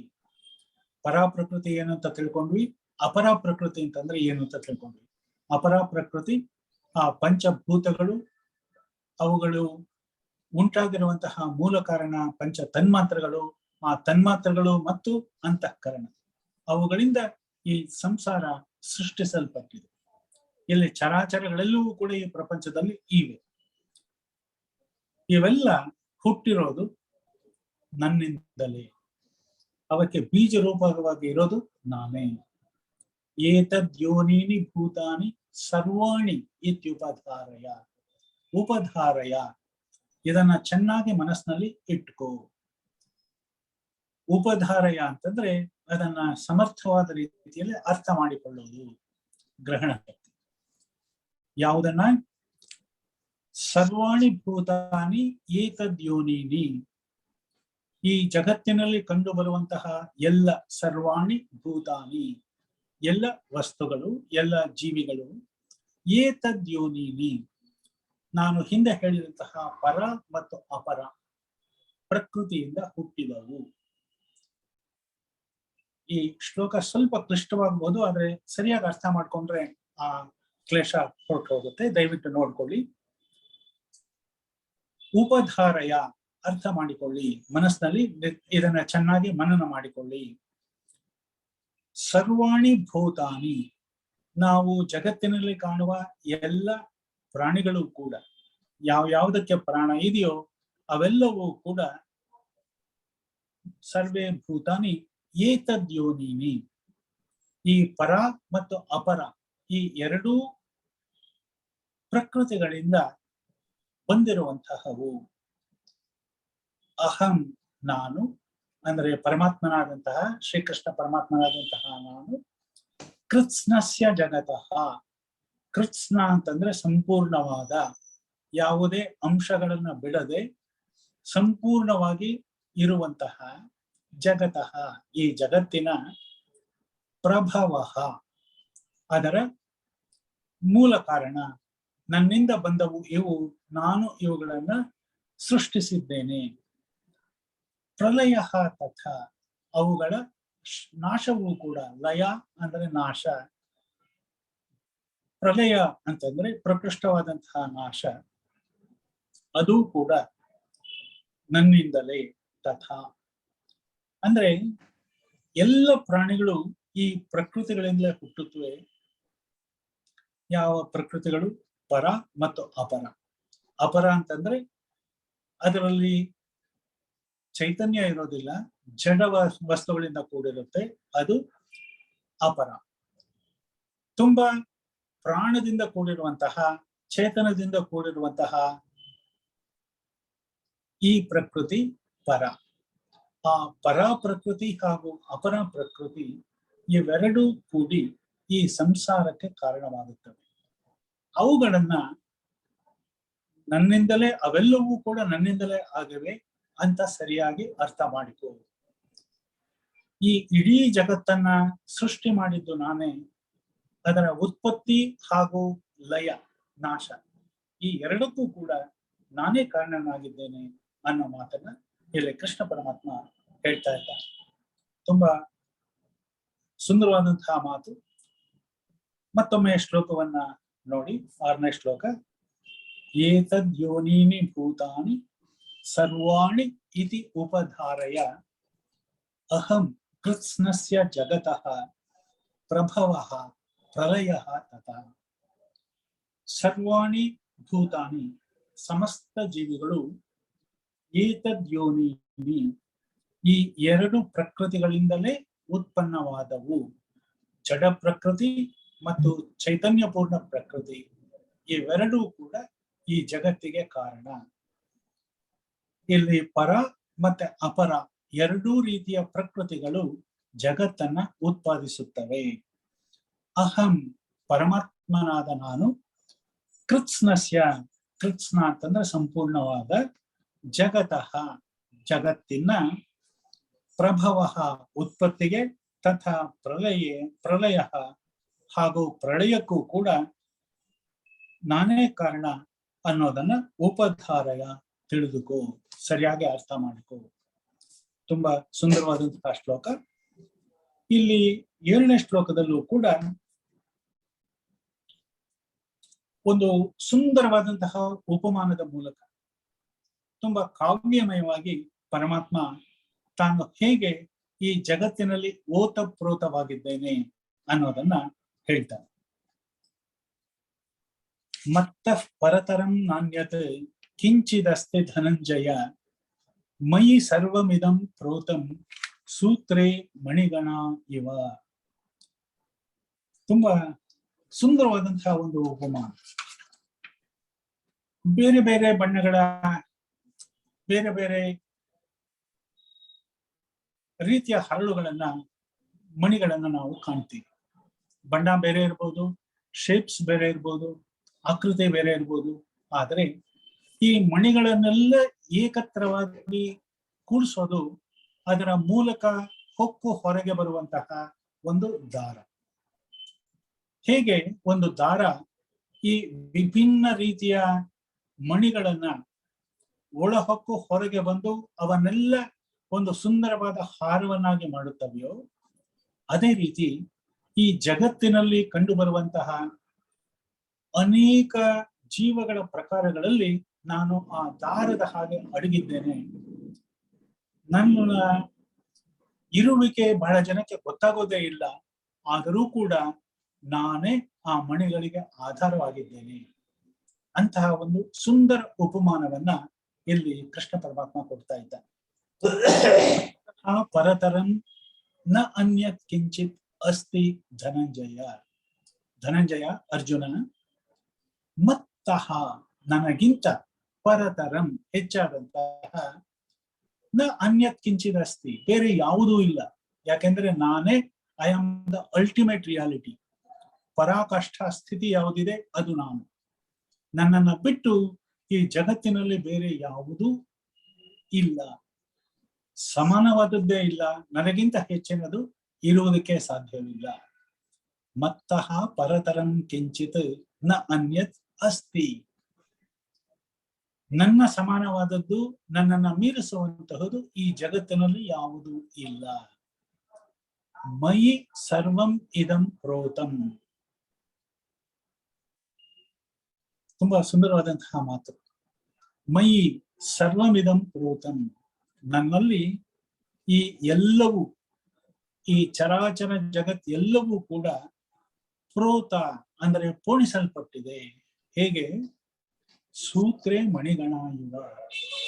ಒಂದು ದಾರದಲ್ಲಿ ಅನೇಕ ವಿಧವಾದ ಮಣಿಗಳು ಹೇಗೆ ಪೋಣಿಸಲ್ಪಟ್ಟಿವೆಯೋ ಹಾಗೆಯೇ ಈ ಜಗತ್ತಿನ ಎಲ್ಲ ಜೀವ ಜಂತುಗಳು ಕೂಡ ನನ್ನಲ್ಲಿ ಸಂಪೂರ್ಣವಾಗಿ ಸೇರಿಕೊಂಡಿವೆ. ಅವುಗಳನ್ನೆಲ್ಲ ಚೈತನ್ಯ ಪೂರ್ಣವಾಗಿ ಮಾಡಿರುವುದು ನಾನು. ಆದ್ದರಿಂದ ನನಗಿಂತ ಹೆಚ್ಚಿನದು ಈ ಜಗತ್ತಿನಲ್ಲಿ ಯಾವುದು ಇರುವುದಕ್ಕೆ ಸಾಧ್ಯ ಇಲ್ಲ. ತುಂಬಾ ಸುಂದರವಾದಂತಹ ಮಾತು. ಈ ಉಪಮಾನ ನೋಡಿ ಎಷ್ಟು ಸುಂದರವಾಗಿದೆ. ಸೂತ್ರೇ ಮಣಿಗಣ ಇವ. ಸೂತ್ರ ಅಂತಂದ್ರೆ ದಾರ. 8 ಅಕ್ಷರಗಳಲ್ಲಿ ಆ ಇಡೀ ಒಂದು ಚಿತ್ರಣವನ್ನ ಅಲಂಕಾರಿಕವಾಗಿ ಕೃಷ್ಣ ಪರಮಾತ್ಮ ಇಲ್ಲಿ ಕೊಟ್ಟಿದ್ದಾನೆ. ಯಾವುದೇ ಕಾವ್ಯದಲ್ಲಿ ಕಂಡು ಬರುವ ಕಾವ್ಯ ಗುಣವನ್ನು ಹೊಂದಿರುವ ಕಾವ್ಯಕ್ಕಿಂತ ಅತಿಶಯವಾಗಿ ಇಲ್ಲಿ ಇದನ್ನ ನಾವು ಕಾಣ್ತೀವಿ. ಇದಕ್ಕೆ ಅರ್ಥ ತುಂಬಾ ಪ್ರಗಾಢವಾದದ್ದು. ಇದಕ್ಕೆ ನಮ್ಮ ಗುರುಗಳು ಒಂದು ವಿಶೇಷವಾದಂತಹ ಮಾತನ್ನ ಹೇಳ್ತಾ ಇದ್ರು, ರಂಗಪ್ರಿಯ ಮಹಾಸ್ವಾಮೀಜಿಯವರು. ನಾನು ಅವ್ರ ಮಾತಿನಲ್ಲೇ ಇದನ್ನ ಹೇಳ್ಬಿಡ್ತೀನಿ. ಯಾಕೆಂತಂದ್ರೆ ಅವರ ಭಾಷೆ ಎಷ್ಟು ಸ್ವಚ್ಛವಾಗಿತ್ತು ಅಂತಂದ್ರೆ ಅವರ ಮಾತು ಅವರಿಗೆ ಸಲ್ಲುವಂಥದ್ದು. ಅಂದ್ರೆ ಬೇರೆ ಯಾರು ಕೂಡ ಅಷ್ಟು ಸ್ಪಷ್ಟವಾಗಿ ಈ ವೇದಾಂತದ ವಿಚಾರಗಳನ್ನ ಹೇಳೋದು ಕಷ್ಟ ಆಗುತ್ತೆ. ಅವ್ರದ್ದೇ ಮಾತನ್ನ ಸ್ವಲ್ಪ ವಿಸ್ತೃತವಾಗಿ ಹೇಳ್ತೀನಿ. ಭಗವಂತ ಇಲ್ಲಿ ಹೇಳಿರೋ ಉಪಮಾನ ಅತ್ಯಂತ ರಮಣೀಯವಾಗಿದೆ. ಸೂತ್ರ ಮಣಿಗಣಗಳನ್ನ ಧರಿಸಿರುವಂತೆ ಭಗವಂತ ಎಲ್ಲ ಭೂತಗಳಿಗೂ ಧಾರಕ ಧರಿಸಿರುವವನು ಮತ್ತು ಎಲ್ಲಕ್ಕೂ ಆಧಾರಭೂತನಾದವನು. ಸೂತ್ರ ಎಲ್ಲ ಮಣಿಗಳ ಒಳ ಹೊಕ್ಕಿರುವಂತೆ ಭಗವಂತ ಸರ್ವಾಂತರ್ಯಾಮಿ. ತುಂಬಾ ಮುಖ್ಯವಾದಂತಹ ಮಾತು. ಅಂತಹ ಪ್ರವಿಷ್ಟಂ ಕರ್ತಾರಮೇತನ್. ಒಳಗೆ ನುಸುಳಿರುವಂತಹ ಪ್ರವಿಷ್ಟಂ ಕರ್ತಾರಮೇತಂ. ಅವನೇ ಈ ಎಲ್ಲದರ ಒಡೆಯ, ಮಾಡಿದವನು ಜನಕ. ಮಣಿಗಳು ಬೇರೆ ಬೇರೆ ಬಣ್ಣ, ಕಾಂತಿ, ಗಾತ್ರಗಳಿಂದ ಕೂಡಿದ್ದರು. ಅವುಗಳಲ್ಲಿ ಸೂತ್ರವು ಅಂದರೆ ದಾರವು ಮಾತ್ರ ಸಮವಾಗಿ ಸೇರಿಕೊಂಡಿರುವಂತೆ ವೈವಿಧ್ಯಪೂರ್ಣವಾದ ಭೂತಗಳಲ್ಲಿ ಏಕರೂಪವಾದ ಸರ್ವ ಸಮನಾದ ಬ್ರಹ್ಮ ಅಡಗಿದೆ. ಸೂತ್ರ ವಿಸ್ತಾರವಾಗಿರುವಂತೆ ಬ್ರಹ್ಮ ಬೃಹತ್ ತತ್ವಗಳಿಂದ ಕೂಡಿದೆ, ಬೃಹತ್ ತತ್ವ ಗುಣಗಳಿಂದ ಕೂಡಿದೆ.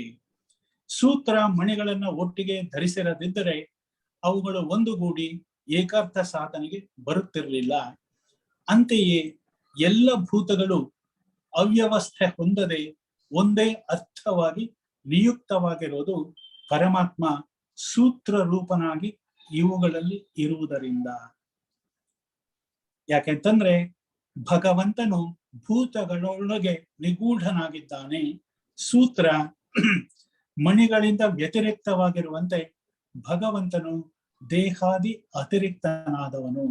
ಸೂತ್ರ ಮಣಿಗಳನ್ನೆಲ್ಲ ಧರಿಸಿದ್ದರೂ ಅವುಗಳಲ್ಲಿ ಅಂಟಿಕೊಳ್ಳದೆ ಇರುವಂತೆ ಭಗವಂತ ಭೂತಗಳಲ್ಲಿ ಅಂತರ್ಯಾಮಿಯಾಗಿದ್ದರೂ ಅವುಗಳ ಗುಣ ದೋಷಗಳ ಸ್ಪರ್ಶವಿಲ್ಲದೆ ಇರ್ತಾನೆ. ಅಂಟಿಯೂ ಅಂಟದಂತೆ ಅವುಗಳಲ್ಲಿ ಸೇರಿಕೊಂಡಿರ್ತಾನೆ. ಎಂಥ ಬೃಹತ್ ಉಪಮಾನ ಇದು. ಸೂತ್ರೇ ಮಣಿಗಣ ಇವ. ಕೇವಲ 8 ಅಕ್ಷರ, ಆದರೆ ಅದರಲ್ಲಿ ಅಡಗಿರುವಂತಹ ತತ್ವ ತುಂಬಾ ಪ್ರಮುಖವಾದದ್ದು, ಅದ್ವಿತೀಯವಾದದ್ದು. ಈ ಶ್ಲೋಕವನ್ನ ಅನೇಕ ಸಂದರ್ಭಗಳಲ್ಲಿ ಜನ ಕೋಟ್ ಮಾಡ್ತಾರೆ ಬೇರೆ ಬೇರೆ ವಿಚಾರಗಳಲ್ಲಿ. ತುಂಬಾ ಸುಂದರವಾದಂತಹ ಮಾತು. ಮತ್ತಃ ಪರತರಂ ನಾಣ್ಯ ಕಿಂಚಿದಸ್ತಿ ಧನಂಜಯ. ನನಗಿಂತ ವಿಶೇಷವಾದ ಹೆಚ್ಚಿನ ವ್ಯಕ್ತಿ ಬೇರೆ ಯಾರೂ ಇಲ್ಲ.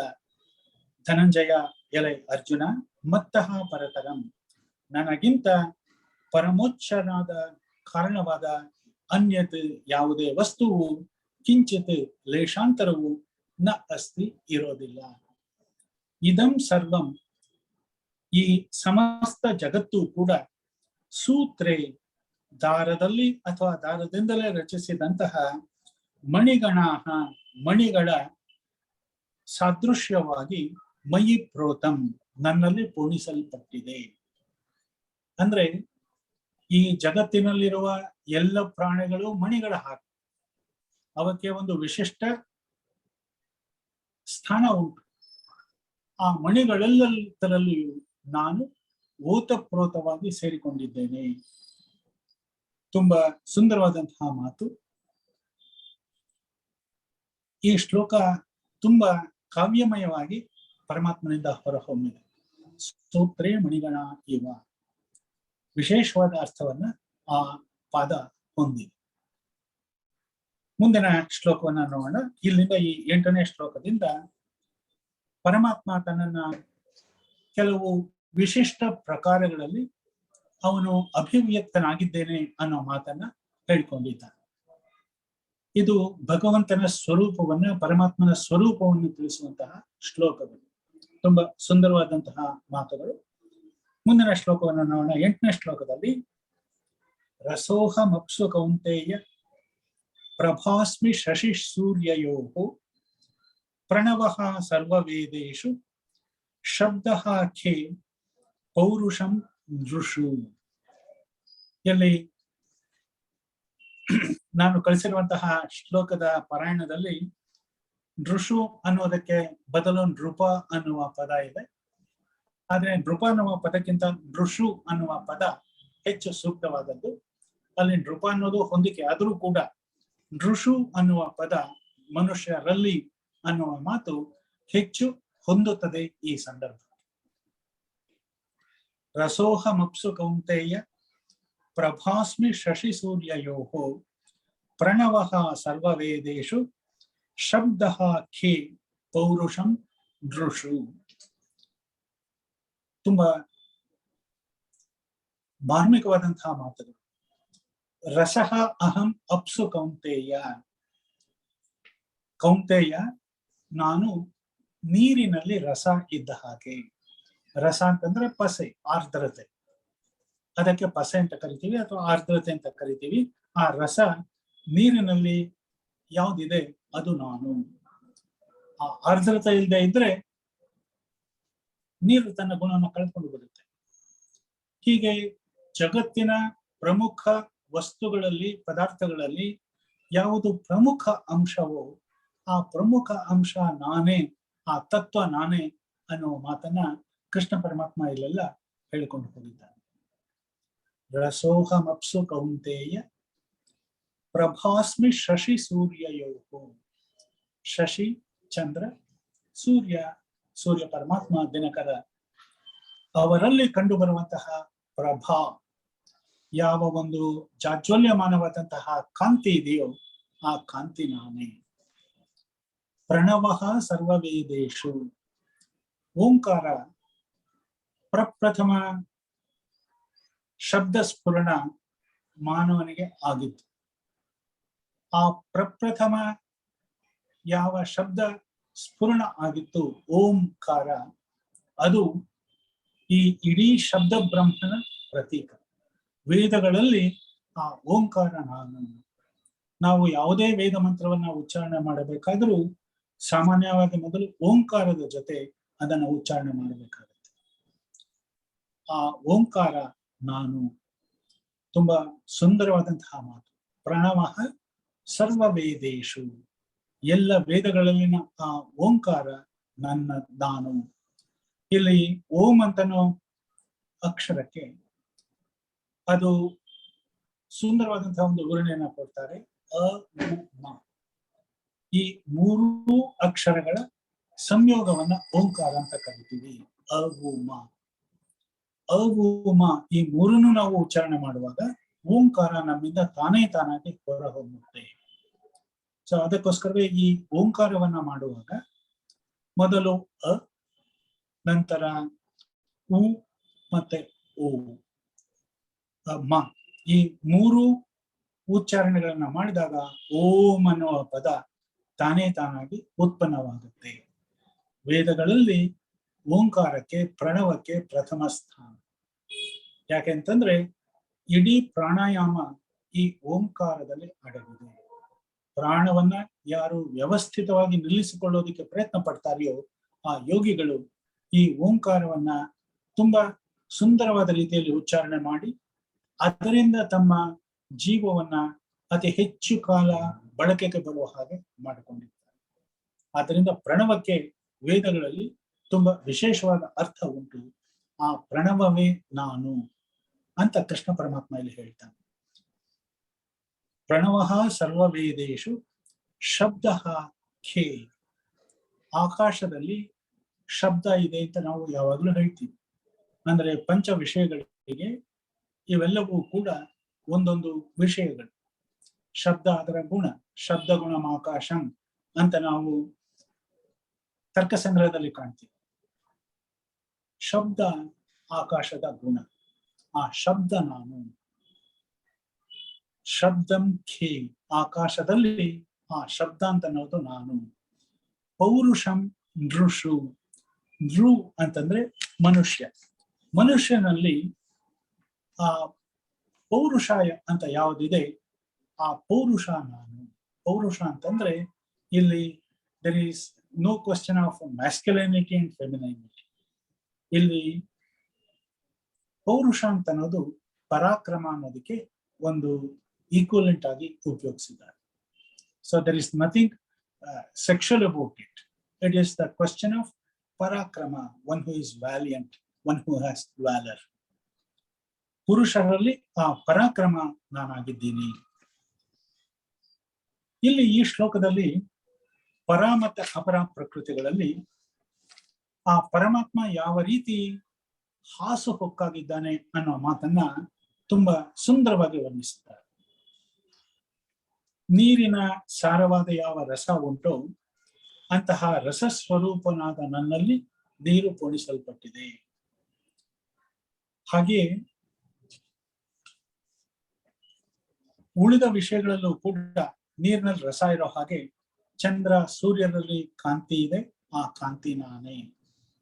ಎಲ್ಲ ವೇದಗಳಲ್ಲಿಯೂ ಇರುವಂತಹ ಓಂಕಾರ ನಾನೇ. ಪ್ರಣವ ಸ್ವರೂಪನಾದಂತಹ ನನ್ನಲ್ಲಿ ಆ ಎಲ್ಲ ವೇದಗಳು ಕೂಡ ಪೋಣಿಸಲ್ಪಟ್ಟಿವೆ. ಯಾಕೆಂತಂದ್ರೆ ಆ ವೇದಗಳೆಲ್ಲ ಹೇಳೋದು ನನ್ನ ಬಗ್ಗೆ. ಅದು ಹೇಗೆ ಡೈರೆಕ್ಟ್ ಆಗಿ ಹೇಳೋದಿಕ್ ಸಾಧ್ಯ ಇಲ್ಲ. ಅವು ಕೂಡ ನೇತಿ ನೇತಿ ಅಂತಲೇ ನನ್ನನ್ನ ವರ್ಣಿಸುತ್ತವೆ. ಹಾಗೆ ಆಕಾಶದ ಸಾರ ಶಬ್ದ, ನನ್ನಲ್ಲಿ ಆ ಆಕಾಶ ಪೋಣಿಸಲ್ಪಟ್ಟಿದೆ. ಪುರುಷರಲ್ಲಿರುವ ಸಾರ ಪೌರುಷ, ಆ ಪೌರುಷ ಕೂಡ ನನ್ನಲ್ಲಿ ಆ ಪುರುಷರು ಕೂಡ ಪೋಣಿಸಲ್ಪಟ್ಟಿದ್ದಾರೆ. ಇದು ಮುಖ್ಯವಾದ ಈ ಶ್ಲೋಕದ ತಾತ್ಪರ್ಯ. ಈ ಜಗತ್ತಿನಲ್ಲಿ ಯಾವ್ಯಾವುದು ಒಳ್ಳೆಯದಿದೆಯೋ ಅದೆಲ್ಲಕ್ಕೂ ಮೂಲ ಕಾರಣ ನಾನು. ಆದ್ದರಿಂದ ನನ್ನನ್ನ ಅರ್ಥ ಮಾಡಿಕೊಳ್ಳಬೇಕಾದ್ರೆ ಈ ಎಲ್ಲ ವಿಚಾರಗಳಲ್ಲಿಯೂ ನನ್ನ ಓತಪ್ರೋತವಾಗಿ ಹಾಸು ಹೊಕ್ಕಾಗಿರುವಂತಹ ವಿಚಾರವನ್ನ ಗಮನಕ್ಕೆ ತಂದುಕೋಬೇಕು. ತುಂಬಾ ಸುಂದರವಾದಂತಹ ಶ್ಲೋಕ. ಮತ್ತೊಮ್ಮೆ ನೋಡೋಣ. ರಸೋಹಮಪ್ಸು ಕೌಂತೆಯ ಪ್ರಭಾಸ್ಮಿ ಶಶಿ ಸೂರ್ಯಯೋಹೋ ಪ್ರಣವಃ ಸರ್ವವೇದೇಷು ಶಬ್ದಃ ಖೇ ಪೌರುಷಂ ದೃಷು. ತುಂಬಾ ಸುಂದರವಾದಂತಹ ಶ್ಲೋಕ. ಇದೇ ವಿಚಾರವನ್ನ ಮುಂದಿನ ಶ್ಲೋಕದಲ್ಲಿಯೂ ಕೂಡ 9ನೇ ಶ್ಲೋಕದಲ್ಲಿಯೂ ಕೂಡ ಮುಂದುವರಿಸಿಕೊಂಡು ಹೋಗ್ತಾ ಇದ್ದಾನೆ ಕೃಷ್ಣ ಪರಮಾತ್ಮ. ಪುಣ್ಯೋ ಗಂಧಃ ಪೃಥಿವ್ಯಾಂ ಚ, ಪುಣ್ಯೋ ಗಂಧಃ ಪೃಥಿವ್ಯಾಂ ಚ ತೇಜಶ್ಚಾಸ್ಮಿ ವಿಭಾವಸೌ, ತೇಜಶ್ಚಾಸ್ಮಿ ವಿಭಾವಸೌ ಜೀವನಂ ಸರ್ವಭೂತೇಷು, ಜೀವನಂ ಸರ್ವಭೂತೇಷು ತಪಶ್ಚಾಸ್ಮಿ ತಪಸ್ವಿಷು. ತುಂಬಾ ಸುಂದರವಾದಂತಹ ಶ್ಲೋಕ ಇದು ಕೂಡ.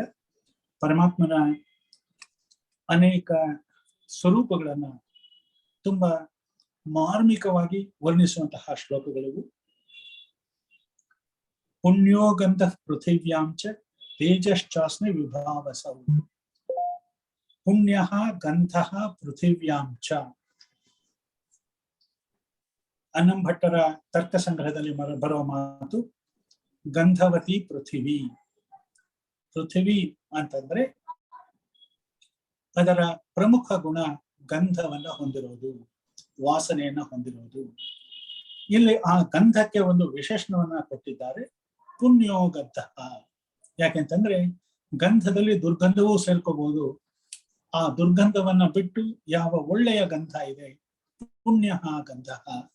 ಆ ಪೃಥಿವಿಯಲ್ಲಿ ಕಂಡು ಬರುವಂತಹ ಆ ಮಣ್ಣಿನ ವಾಸನೆ ಯಾವುದಿದೆ ಅದು ನಾನೇ.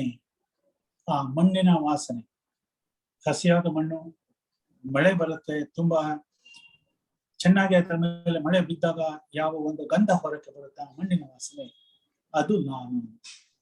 ಪುಣ್ಯೋ ಗಂಧ ಪೃಥಿವ್ಯಾಂ ಚ ತೇಜಃ ಚ ಅಸ್ಮಿ ವಿಭಾವಸೌ. ವಿಭಾವಸು ಅಂತಂದ್ರೆ ಅಗ್ನಿದೇವ. ನಾನು ಅವತ್ತು ಹೇಳಿದೆ, ಅಗ್ನಿಗೆ ಅನೇಕ ಹೆಸರುಗಳು, ಈಕ್ವಲೆನ್ಸ್, ಅನ್ವರ್ಥಗಳು ಅಮರಕೋಶ ಪಟ್ಟಿ ಮಾಡುತ್ತೆ. ಅಲ್ಲಿ ಈ ವಿಭಾವಸು ಅಂದ್ರೆ ಅಗ್ನಿಯಲ್ಲಿ ಯಾವ ಒಂದು ತೇಜಸ್ಸನ್ನು ನಾವು ಕಾಣ್ತೀವಿ, ಆ ತೇಜಸ್ಸು ಕೂಡ ನಾನೇ. ಪರಮಾತ್ಮ ಹೇಳ್ತಾನೆ, ಸರ್ವಭೂತೇಷು ಜೀವನಂ, ಎಲ್ಲ ಪ್ರಾಣಿಗಳಲ್ಲಿಯೂ ಇರುವಂತಹ ಪ್ರಾಣ, ಜೀವನ, ಅದು ಕೂಡ ನಾನೇ. ಮತ್ತು ತಪಸ್ವಿಗಳು ಮಾಡುವಂತಹ ತಪಸ್ಸು, ಅದು ಕೂಡ ನಾನೇ ಆಗಿದ್ದೇನೆ. ಇಲ್ಲಿ ನಾವು ಗಮನಿಸಬೇಕಾದಂತಹ ಮಾತುಗಳು ಇಷ್ಟೇ. ನಾವು ಪ್ರತಿಯೊಂದು ಜೀವದಲ್ಲಿಯೂ ಒಂದು ವಿಶೇಷವನ್ನ ಕಾಣ್ತೀವಿ. ಅದರಲ್ಲಿ ಒಂದು ಪ್ರಭಾವಶಾಲಿಯಾದಂತಹ ಒಂದು ಅಂಶವನ್ನ ಕಾಣ್ತೀವಿ. ಆ ಪ್ರಭಾವಶಾಲಿಯಾದಂತಹ ಪ್ರತಿಯೊಂದು ಅಂಶವೂ ನನ್ನದು ಅನ್ನೋ ಮಾತನ್ನ ಪರಮಾತ್ಮ ಹೇಳ್ತಾ ಇದ್ದಾನೆ. ಅಂದ್ರೆ ಯಾವುದೇ ವ್ಯಕ್ತಿ ಯಾವುದೇ ರೀತಿಯ ಸಾಫಲ್ಯವನ್ನ ಪಡೆದರೆ ಅಥವಾ ಅವನಲ್ಲಿ ವಿಶಿಷ್ಟ ಅಂಶ ಇದ್ರೆ, ಆ ಅಂಶಕ್ಕೆ ಕಾರಣೀಭೂತನಾದವನು ನಾನು. ಇದೇ ಮಾತನ್ನ ಮುಂದೆ ಕೂಡ ಕೃಷ್ಣ ಪರಮಾತ್ಮ ಆ ವಿಶ್ವರೂಪ ದರ್ಶನದ ಸಂದರ್ಭದಲ್ಲಿ ಹೇಳ್ತಾನೆ. ಇಲ್ಲಿ ಒಂದು ಮಾತು ನಾವು ನೆನಪಿಟ್ಕೊಳ್ಬೇಕು. ನಮ್ಮ ತತ್ವಶಾಸ್ತ್ರದಲ್ಲಿ ಒಂದು ಪ್ರಮುಖವಾದದ್ದು ವೈಶೇಷಿಕ ದರ್ಶನ. ಆ ವೈಶೇಷಿಕ ದರ್ಶನದ ಕೆಲವು ಅಂಶಗಳು ಮತ್ತೆ ಗೌತಮ ಮಹರ್ಷಿಯ ನ್ಯಾಯ ದರ್ಶನ, ಕಾಣಾದರ ವೈಶೇಷಿಕ ಮತ್ತು ಗೌತಮರ ನ್ಯಾಯ ದರ್ಶನ, ಇವೆರಡಕ್ಕೂ ಪಾರಸ್ಪರಿಕ ಸಂಬಂಧಗಳಿರೋದ್ರಿಂದ ಸುಮಾರು 15-16ನೇ ಶತಮಾನದಿಂದ ಈ ಎರಡೂ ಶಾಸ್ತ್ರಗಳನ್ನ ಒಟ್ಟಿಗೆ ಅಧ್ಯಯನ ಮಾಡುವಂತಹ ಒಂದು ಪರಿಪಾಠ ಬೆಳೆದು ಬಂತು. ಅದಕ್ಕೋಸ್ಕರ ಅವೆರಡನ್ನೂ ಕೂಡ ನ್ಯಾಯ ವೈಶೇಷಿಕ ಅಂತ ಒಂದು ಕಂಬೈನ್ಡ್ ನೇಮಿಂದ ಕರೆಯೋದಕ್ಕೆ ಪ್ರಾರಂಭ ಮಾಡಿದ್ರು. ಅದರ ಒಂದು ಪ್ರಮುಖವಾದಂತಹ ಗ್ರಂಥ ವಿಶ್ವನಾಥ ಪಂಚಾನನರದು ಭಾಷಾ ಪರಿಚ್ಛೇದ ಅಂತ. ಅದರ ನಂತರ ಬಂದಂತಹ ಒಂದು ಮುಖ್ಯವಾದ ಡೈಜೆಸ್ಟ್ ಅಂತ ನಾವೇನ್ ಕರಿತೀವಿ, ಅದು ಅನ್ನಂಭಟ್ಟರ ತರ್ಕ ಸಂಗ್ರಹ. ಅದಕ್ಕೆ ಅವರೇ ಕೊಟ್ಟಂತಹ ಒಂದು ದೀಪಿಕೆ ತುಂಬಾ ಸುಂದರವಾಗಿದೆ, ತರ್ಕ ಸಂಗ್ರಹ ದೀಪಿಕಾ ಅಂತ. ಅದು ಸೂತ್ರಗಳ ಮೇಲೆ ಕೊಟ್ಟಿರುವಂತಹ ಭಾಷೆ.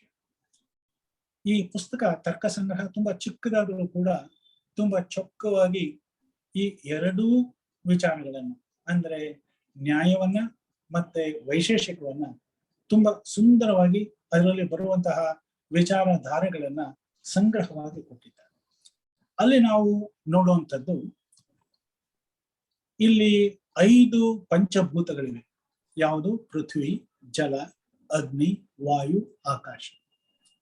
ಈ 5ಕ್ಕೂ ಕೂಡ ಪ್ರಮುಖವಾದಂತಹ ಗುಣಗಳಿವೆ. ಒಂದೊಂದಕ್ಕೆ ಒಂದೊಂದು ಗುಣ. ಪೃಥ್ವಿ ಗಂಧವತಿ, ಪೃಥ್ವಿ ಗಂಧ. ಜಲ ಅದಕ್ಕೆ ರಸ. 3ನೇದು ಅಗ್ನಿ, ಅದಕ್ಕೆ ರೂಪ. 4ನೇದು ವಾಯು. ವಾಯು ನಾವು ಅದನ್ನ ಅನುಭವ ಮಾತ್ರದಿಂದ ವೇದ್ಯ ಮಾಡಿಕೊಳ್ಳಬಹುದು, ಅದು ಸ್ಪರ್ಶದ ಮೂಲಕ ನಮಗೆ ಗೊತ್ತಾಗುತ್ತೆ. ಮತ್ತೆ ಆಕಾಶ ಶಬ್ದ. ಆಕಾಶ ಇಲ್ಲದೆ ಇದ್ರೆ ನಾವು ಶಬ್ದವನ್ನ ಕೇಳೋದಕ್ಕೆ ಆಗ್ತಾ ಇರಲಿಲ್ಲ. ಹೀಗೆ ಪೃಥ್ವಿಗೆ ಗಂಧ, ಜಲಕ್ಕೆ ರಸ, ಅಗ್ನಿಗೆ ರೂಪ, ವಾಯುಗೆ ಸ್ಪರ್ಶ ಮತ್ತು ಆಕಾಶಕ್ಕೆ ಶಬ್ದ.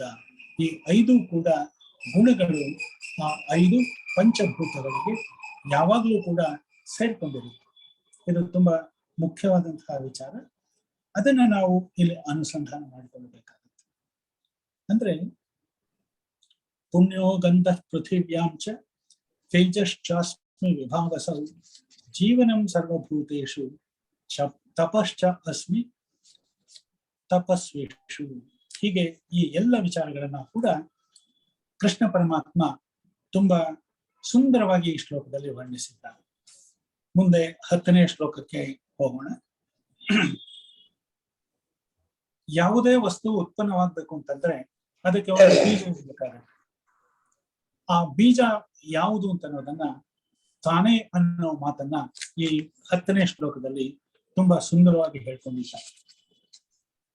ಬೀಜಂ ಮಾಂ ಸರ್ವಭೂತಾನಾಂ ವಿದ್ಧಿ ಪಾರ್ಥ ಸನಾತನಂ ಬುದ್ಧಿ ಬುದ್ಧಿಮತಾಂ ಅಸ್ಮಿ ತೇಜಃ ತೇಜಸ್ವಿನಾಂ ಅಹಂ.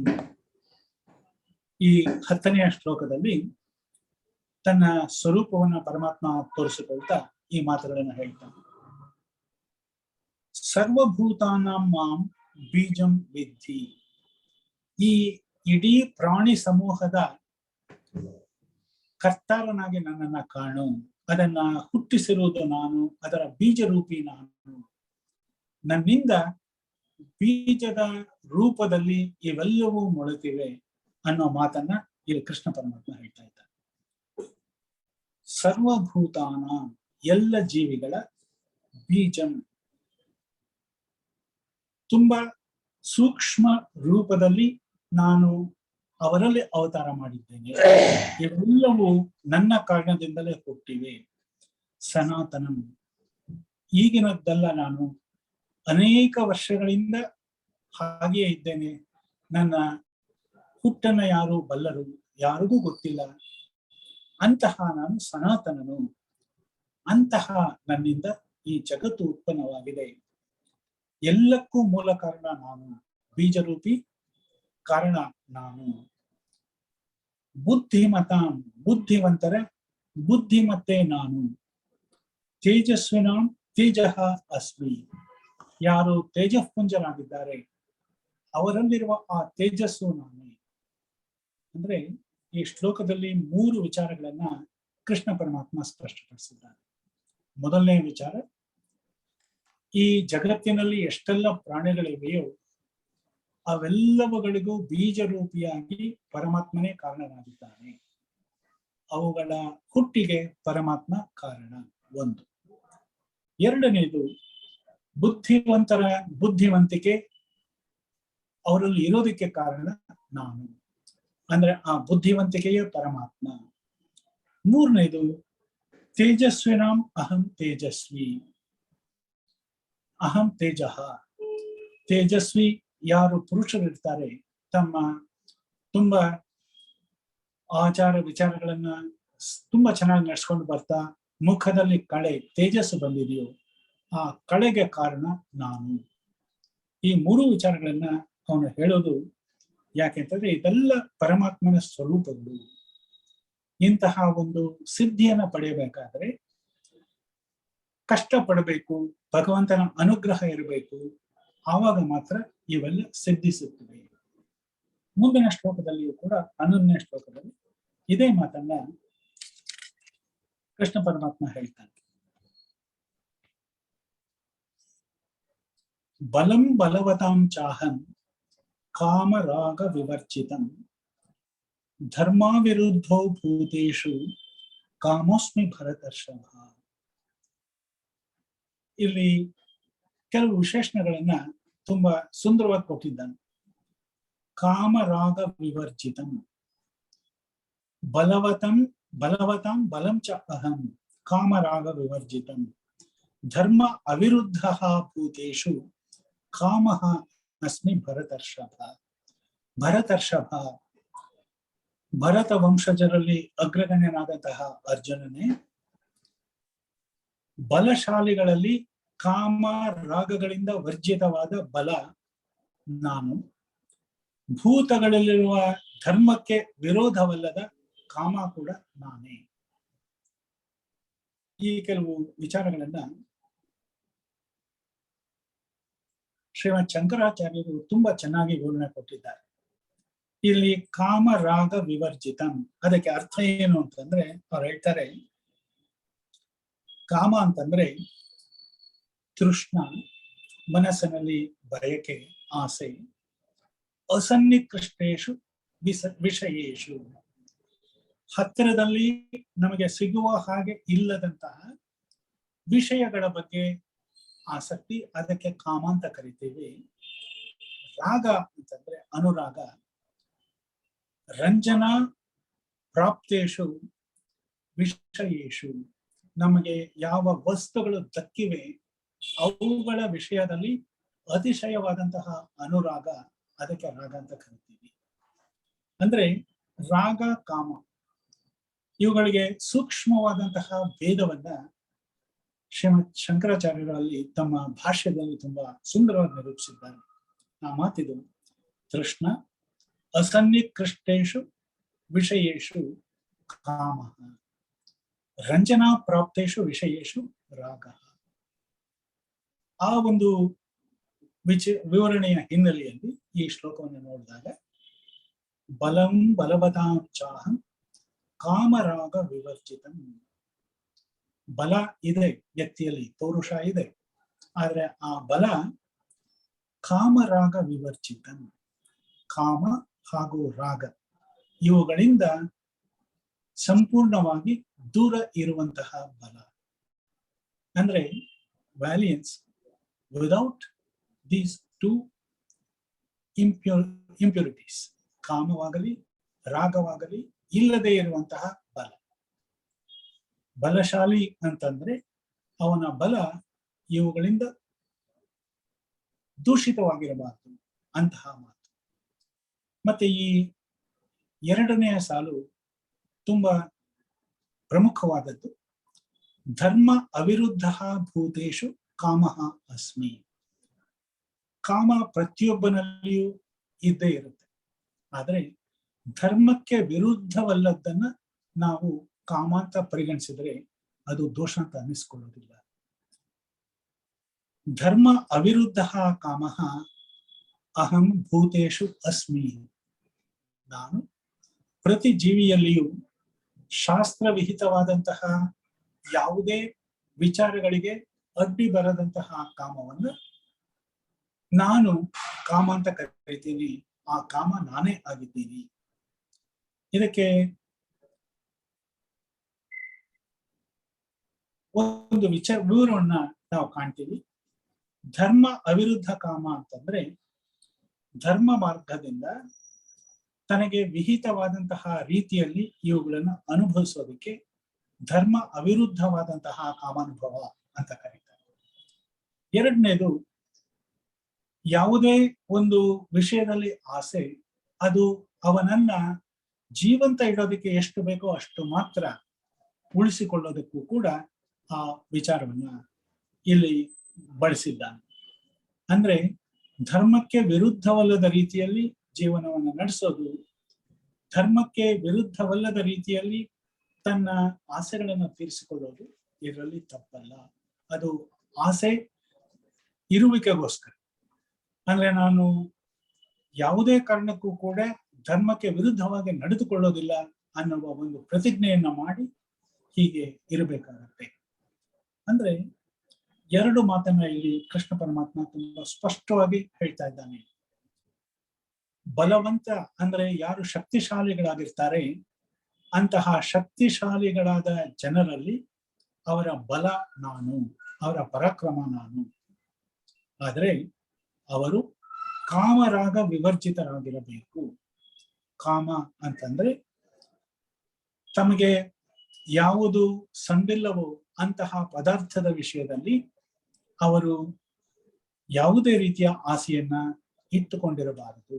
ತೃಷ್ಣ ಯಾವುದರಲ್ಲಿ ಇದೆಯೋ ಅದು ಕಾಮದಿಂದ ಕೂಡಿದ್ದು, ಅದು ಇಲ್ಲದೆ ಇರುವಂತದ್ದು ಕಾಮ ವಿವರ್ಜಿತ. ಹಾಗೆಯೇ ತಮ್ಮಲ್ಲಿ ಯಾವ ಯಾವ ಭೋಗಯುಕ್ತ ಪದಾರ್ಥಗಳಿವೆಯೋ ಅಂತಹ ವಿಷಯಗಳಲ್ಲಿ ಅನುರಾಗಪೂರ್ಣರಾಗಿ ಯಾರು ತಮ್ಮ ಸಮಯವನ್ನ ಕಳೀತಾರೆ ಅದು ಕೂಡ ಇಲ್ಲಿ ವಿವಕ್ಷಿತವಲ್ಲ. ಮುಖ್ಯವಾದ ವಿಷಯ ಅಂತಂದ್ರೆ ಕಾಮ ರಾಗ ಇವೆರಡೂ ಕೂಡ ಯಾರಲ್ಲಿ ಇಲ್ಲವೋ ಮತ್ತು ಬಲಶಾಲಿಗಳು, ಅಂತಹ ಬಲ ನಾನು ಅಂತ ಇಲ್ಲಿ ಕೃಷ್ಣ ಪರಮಾತ್ಮ ಹೇಳ್ತಾ ಇದ್ದಾರೆ. ಎರಡನೇದು ಕಾಮ, ನಾನು ಕಾಮನೂ ಕೂಡ ಆಗಿದ್ದೇನೆ. ಎಂತಹ ಕಾಮ? ಭೂತೇಷು ಧರ್ಮ ಅವಿರುದ್ಧ. ಈ ಪ್ರಪಂಚದ ವ್ಯಕ್ತಿಗಳಲ್ಲಿ, ಪ್ರಾಣಿಗಳಲ್ಲಿ ಧರ್ಮಕ್ಕೆ ವಿರುದ್ಧವಲ್ಲದಂತಹ ಯಾವ ಕಾಮ ಉಂಟು ಆ ಕಾಮ ನಾನೇ ಅನ್ನೋ ಮಾತನ್ನ ಇಲ್ಲಿ ಕೃಷ್ಣ ಪರಮಾತ್ಮ ಹೇಳಿದ್ದಾರೆ. ಇದು ತುಂಬಾ ಪ್ರಮುಖವಾದಂತಹ ಒಂದು ಮಾತು.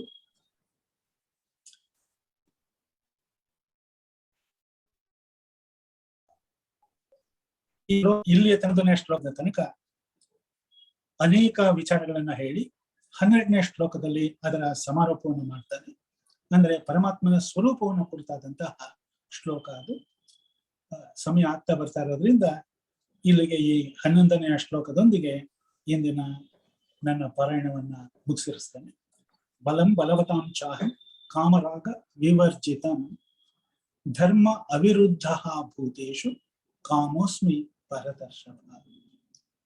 ಪಾರಾಯಣ ಶ್ಲೋಕದೊಂದಿಗೆ ಇಂದಿನ ಈ ಉಪನ್ಯಾಸವನ್ನ ಮುಕ್ತಾಯಗೊಳಿಸ್ತಾ ಇದ್ದೀನಿ.